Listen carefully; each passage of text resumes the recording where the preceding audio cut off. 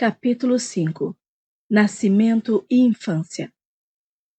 Mas, arrastando nuvens da glória, nós viemos de Deus, que é nosso lar. Wordsworth. Durante visitas à Prasanthi Nilayam, pude inspecionar a vila de nascimento de Satya Sai Baba e conversei com membros de sua família que ainda viviam lá. A vila Puttapati se situa a cerca de 500 metros do ashram. É um lugar pequeno e ensolarado, com casas brancas e ruas estreitas e arenosas. A casa onde Baba viu a luz do dia pela primeira vez estava reduzida a poucos pedaços de paredes com tijolos quebrados, mas suas duas irmãs mais velhas e um irmão mais jovem ainda moravam na vila em casas próprias. Seu irmão mais velho residia em outra cidade. Sua mãe morava no ashram e seu pai já havia morrido. No entanto, embora eu tenha encontrado e falado com membros da família e alguns velhos amigos, foi pelo historiador Kasturi que tomei conhecimento dos fatos principais do nascimento e infância de Sai Baba. A figura mais marcante na história de sua família foi seu avô paterno, Kondama Raju. Esse homem parece ter sido um pequeno senhorio, dono de fazendas, um pouco distante de Puttaparthi. Não era rico, mas suficientemente bem de vida para dedicar um templo à deusa Satyabhama, a consorte do Senhor Krishna. É lembrado, sobretudo, pela vida devota e religiosa que levava. Também como destacado músico e ator, desempenhou papel importante nas óperas e dramas religiosos produzidos em Puttaparthi e outros centros próximos. Muitas das dramáticas peças eram extraídas dos grandes épicos espirituais indianos, como Ramayana. Uma versão dessas longas obras era dada como uma série de canções e Kondama Raju sabia todas de cor. Em idade avançada, seus muitos netos costumavam se juntar ao seu redor na sua cabana onde vivia sozinho, e então ele contava os maravilhosos contos Ramayana sobre deuses e homens divinos.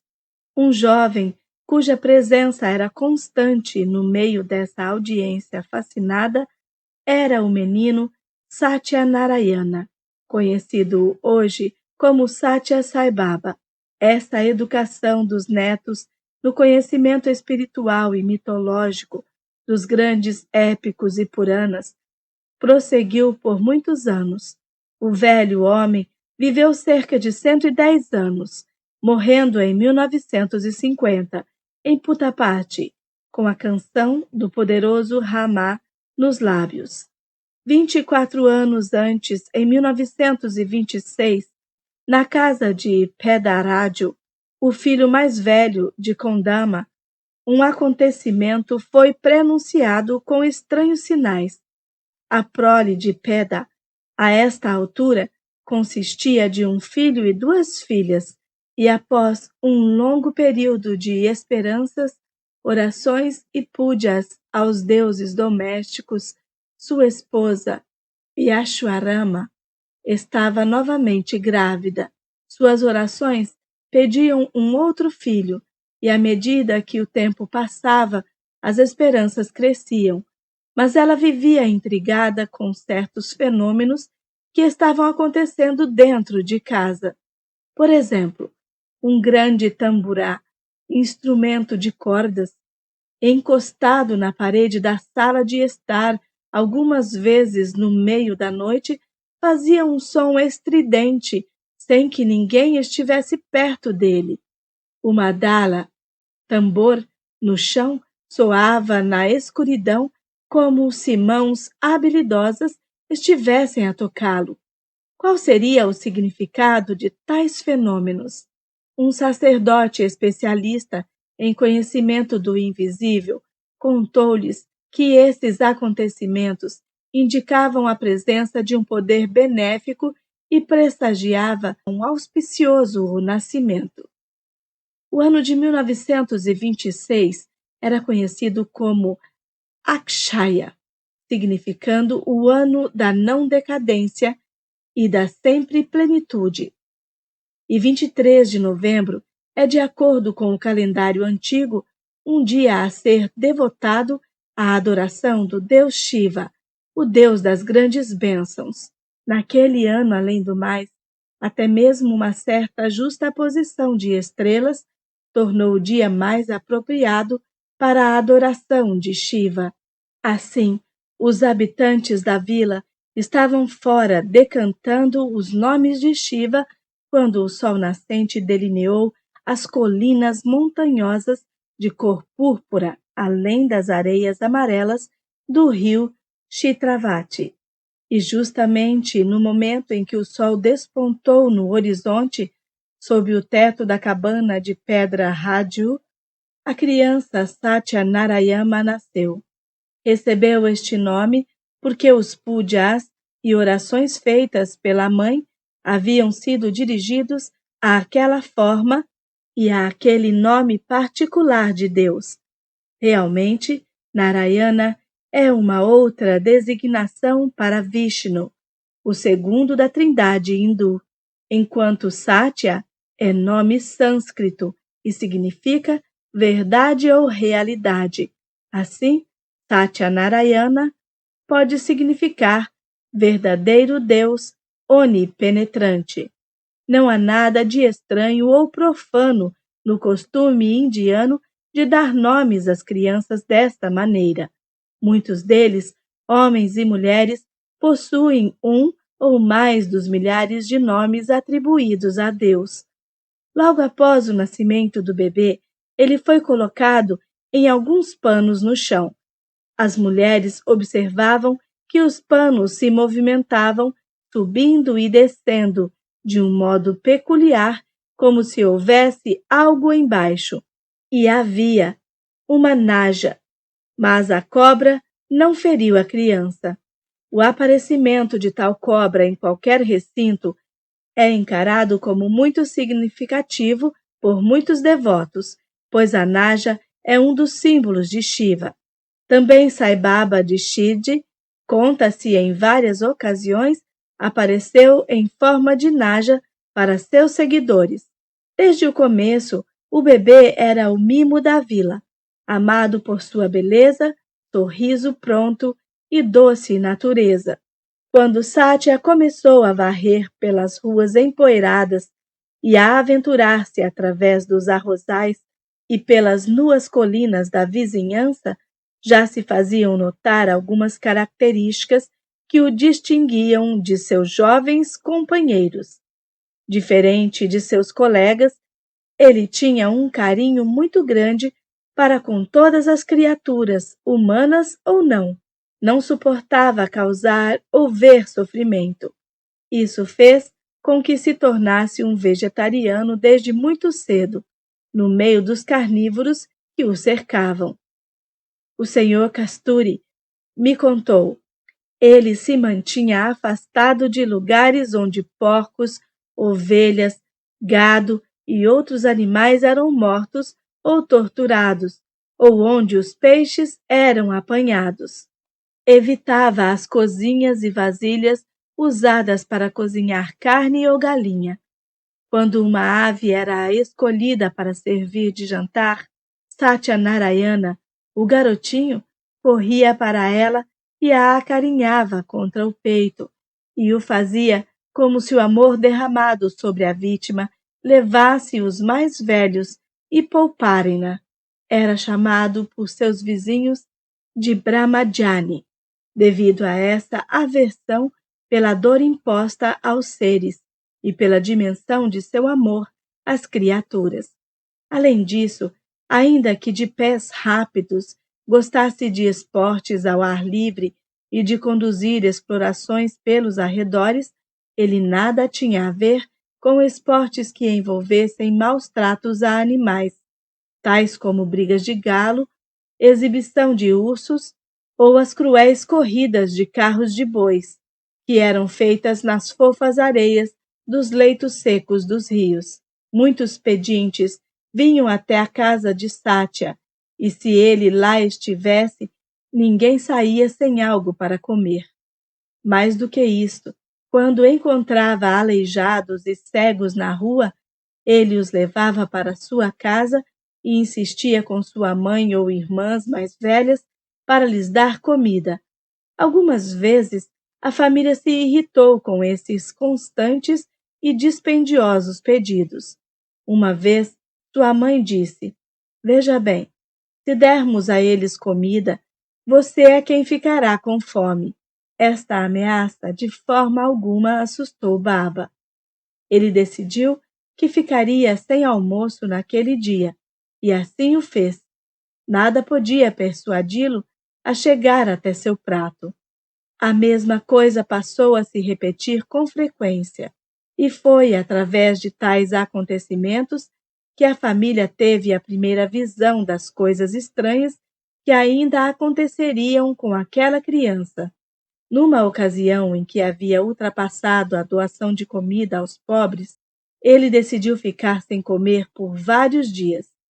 Embora persistisse nisto, não mostrava nenhum sinal de fome e continuava suas atividades sem sinais de fraqueza.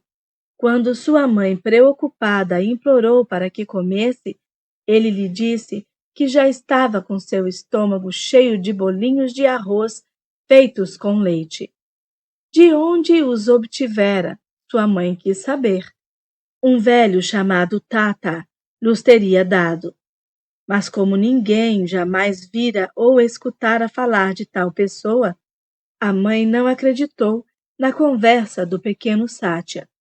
Ele, então, ergueu sua mão direita para que ela a cheirasse, pois que, como muitos indianos, a família Rádio comia com as mãos, desprezando talheres.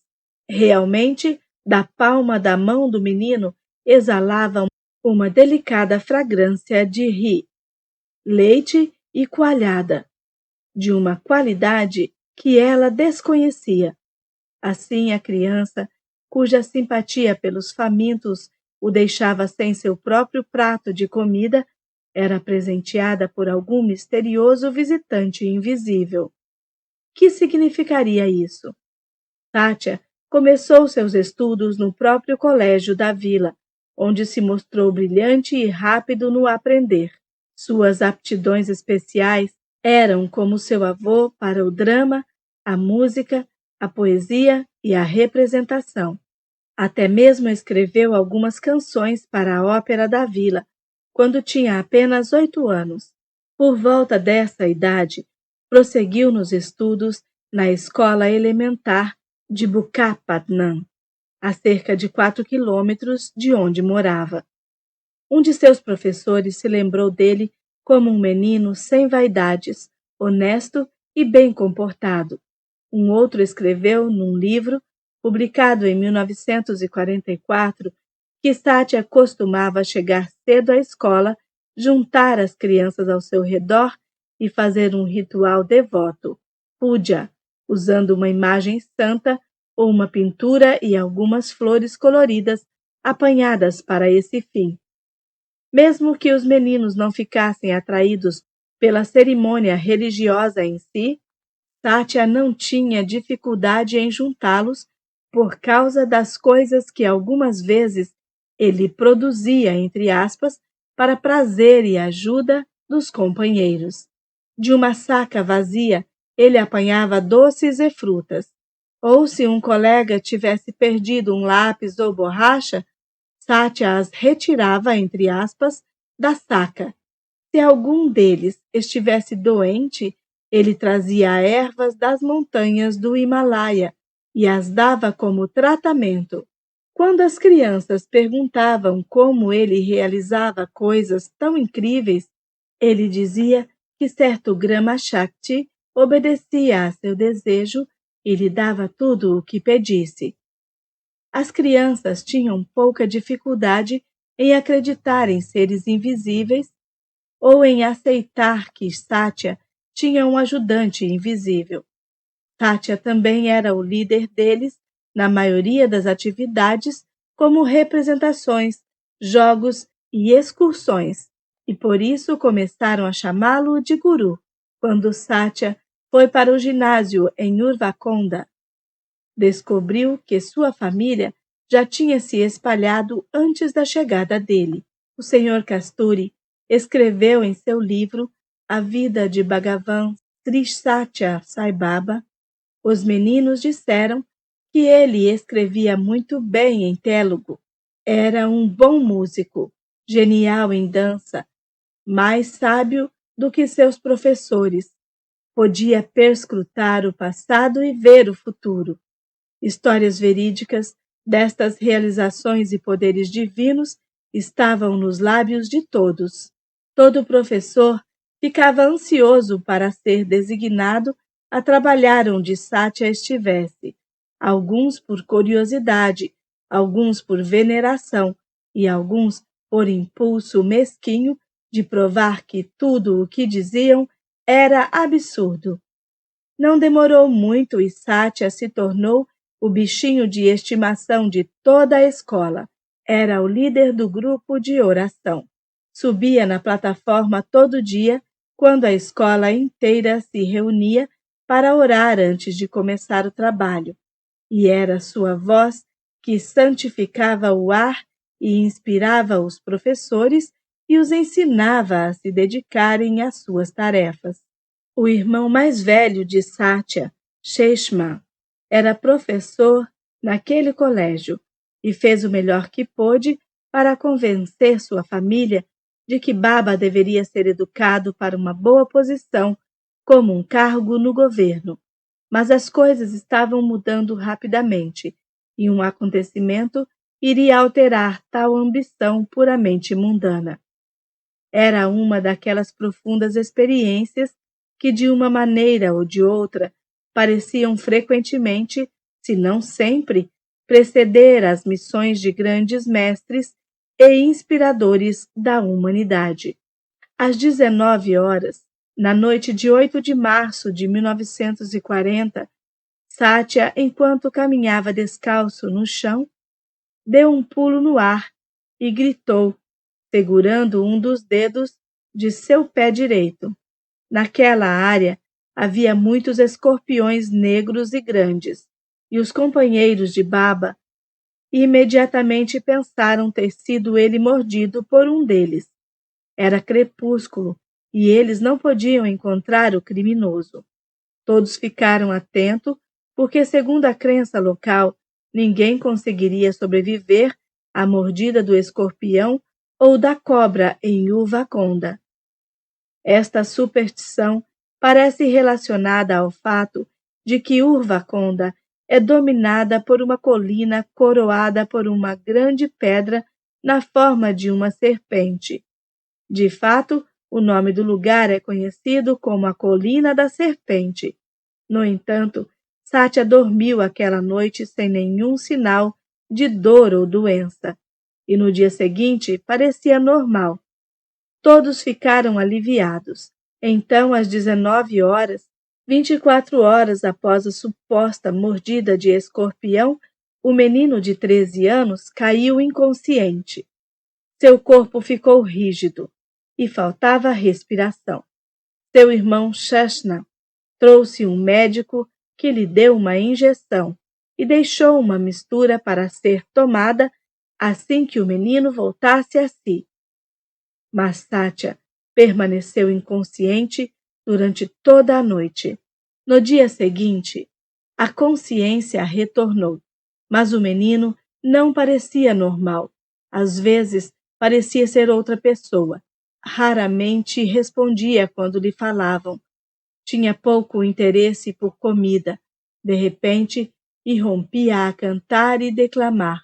Outras vezes, falava longos trechos em sânscrito, muito além de qualquer coisa aprendida em sua educação e escolaridade. Repetidas vezes ele ficava imóvel, como se tivesse deixado seu corpo e ido para algum lugar. Às vezes tinha a força de 10 e, de repente, ficava tão frágil como a haste de um lótus. Havia riso e choro alternados, mas ocasionalmente se tornava muito sério e começava a falar sobre a mais elevada filosofia Vedanta. Em algumas ocasiões, falava de Deus, em outras, descrevia remotos lugares de peregrinação, os quais certamente, durante sua vida como Satyanarayana Raju, jamais visitara. Os pais vieram de Puttaparthi.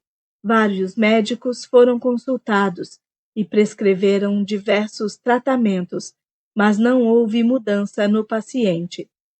Muitas pessoas acreditavam que um espírito ruim havia se apossado do garoto, como resultado de um trabalho de magia negra.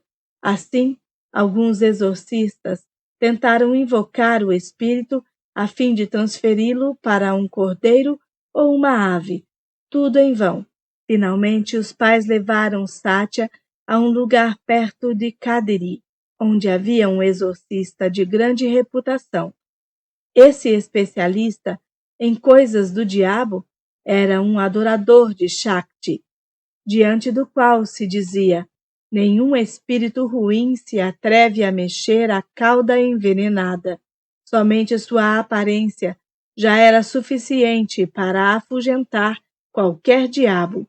Era de estatura gigantesca, com olhos vermelhos sangue, aspecto selvagem e modos animalescos. Parecia basear seu trabalho no princípio de que, se ele fizesse o corpo de seu paciente sofrer bastante, o demônio ali instalado ficaria cansado do desconforto e o abandonaria. Em primeiro lugar, o feroz exorcista fez seu ritual de sacrificar um cordeiro e uma ave, colocando o menino dentro de um círculo de sangue, enquanto proferia seus encantamentos. Raspou a cabeça de Satya com um instrumento afiado e fez ali 3 cruzes tão profundas que o sangue jorrou. Nesses ferimentos abertos, ele derramou suco de lima, alho e frutas ácidas. Os pais que estavam testemunhando o tratamento ficaram horrorizados com sua severidade. Ficaram também atônitos ao ver que Satya não fazia o menor murmúrio nem dava sinal de sofrimento. Aparentemente, se havia um espírito, ele também era imune, pois não revelou a mínima intenção de abandonar o corpo. O incansável exorcista determinou que todos os dias pela manhã 108 potes de água fria deveriam ser derramados sobre as marcas na cabeça. Assim se fez por vários dias, enquanto outros tratamentos também duros prosseguiram, tais como bater nas juntas do menino com um bastão pesado. Finalmente, o adorador de Shakti decidiu usar sua arma mais potente, reservada para os demônios mais recalcitrantes. É o Kalikam, descrito como uma mistura de todas as dolorosas abracadabras ácidas de seu repertório de torturas. Aplicou o Kalikam nos olhos de Satya. O corpo do menino balançou sob o impacto da dor. Seu rosto e cabeça tornaram-se vermelhos e incharam tanto a ponto de ele ficar irreconhecível, com os olhos bem apertadinhos, que mal permitiam a saída das lágrimas. Os pais e a irmã mais velha, também presente, se confrangeram em angústia ao presenciarem aquilo. Satya não falou, mas fez sinal para que eles o esperassem lá fora. Quando ele veio ter com seus pais, pediu-lhes para apanhar um remédio que ele conhecia. O remédio foi trazido e aplicado nos olhos do menino. A inchação cedeu e os olhos se abriram normalmente.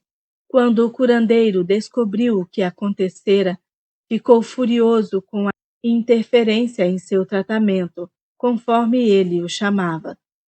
Segundo ele, estivera a um passo de conseguir expulsar o demônio do corpo de Satya. Os pais haviam, no entanto, testemunhado o suficiente. Pagaram os honorários do curandeiro e o acalmaram, dizendo que iriam melhorar a resistência do menino e trazerem de volta a terapia do grande especialista em exorcismo. Levaram Satya, ainda evidentemente possuído pelo, entre aspas, demônio, que era capaz de citar longos versos em sânscrito, discursar sabiamente sobre a filosofia Vedanta e esotericamente sobre ética, entoar cânticos sacros e realizar o arati, ritual e cânticos sacros, porque os deuses estão cruzando o céu. Os pais continuaram a submetê-lo a tratamentos de médicos e de diversos curandeiros, mas nenhum fazia a menor diferença. 2 meses se passaram na tentativa de trazer o menino para o seu estado normal. Ele não voltou mais à escola e continuou em casa, em Puttaparthi. Na manhã de 23 de maio, Satya reuniu todos de sua família, exceto seu pai, que estava muito ocupado no trabalho. Com um movimento de mão, retirou do ar açúcar candy e flores, distribuindo-os entre os presentes. Logo os vizinhos começaram a se juntar em volta dele. Satya, com um humor jovial, produziu mais açúcar candy e flores, e também um bolinho de arroz cozido em leite. A notícia de que seu filho estava exibindo aparentes poderes paranormais diante de uma multidão de pessoas chegou até Peda. Peda imediatamente tornou-se muito irritado e ressentido. Não teria sido suficiente o que o menino já causara nos últimos 2 meses? Provavelmente estaria nesse momento dando um espetáculo público de autoexibição com truques estúpidos, escondendo coisas e fazendo-as reaparecer com um movimento de mão, sem dúvida. Onde o menino tinha aprendido tais truques, Peda não tinha a menor ideia. Como Satya, por muito tempo, tinha sido capaz de realizar coisas inexplicáveis, talvez não se tratasse absolutamente de prestidigitação, mas algo ainda pior, magia negra, bruxaria. Assim, com pensamentos amargos, Peda apanhou uma vara grossa e se dirigiu para casa. Enquanto empurrava para conseguir passar por entre a multidão, alguém ordenou que ele se lavasse antes de se aproximar do doador de dádivas. Isto o exasperou e o enfureceu ainda mais. De pé diante de seu filho de 13 anos, erguendo a vara ameaçadoramente, gritou: "Já é demais! Deve parar! O que você é? Diga-me! Um fantasma? Um deus ou um louco?" Satya olhou para seu furioso e deslocado pai com a vara erguida. Então disse firme e calmamente: "Eu sou Sai Baba." Peda ficou parado com o olhar fixo em seu filho, enquanto a vara escorregava de suas mãos. Satya continuou se dirigindo aos presentes. "Vim para livrá-los de seus aborrecimentos. Mantenham suas casas limpas e puras." Um membro da família se aproximou e perguntou: "Que você quer dizer com Sai Baba?" E ele respondeu enigmaticamente: "Orou para que eu nascesse em sua família. Assim eu vim." Na família Raju havia a tradição de um grande sábio chamado um ancestral que teria sido considerado como um guru de centenas de lugares naquela área, mas somente bem poucos dos antigos que se tinham aproximado da casa dos Raju haviam ouvido falar de alguém chamado Sai Baba. Aqueles que tinham ouvido o nome não faziam ideia de quem poderia ser. Baba era, todos sabiam, uma palavra muçulmana, e Peda imaginou que talvez seu filho estivesse possuído pelo espírito de um faquir muçulmano. Os moradores do local, ouvindo tal coisa, se sentiram fremir e foram assaltados por grande admiração. Que havia algo especial com o pequeno Satya, todos eles já sabiam há muito. De outra forma, como ele poderia fazer tais coisas estranhas e milagrosas? E desde sua doença passara a falar como um homem idoso e sábio. Mas quem era esse muçulmano Sai Baba? E que teria ele a ver com esse admirado menino, tão conhecido e amado, de quase 14 anos?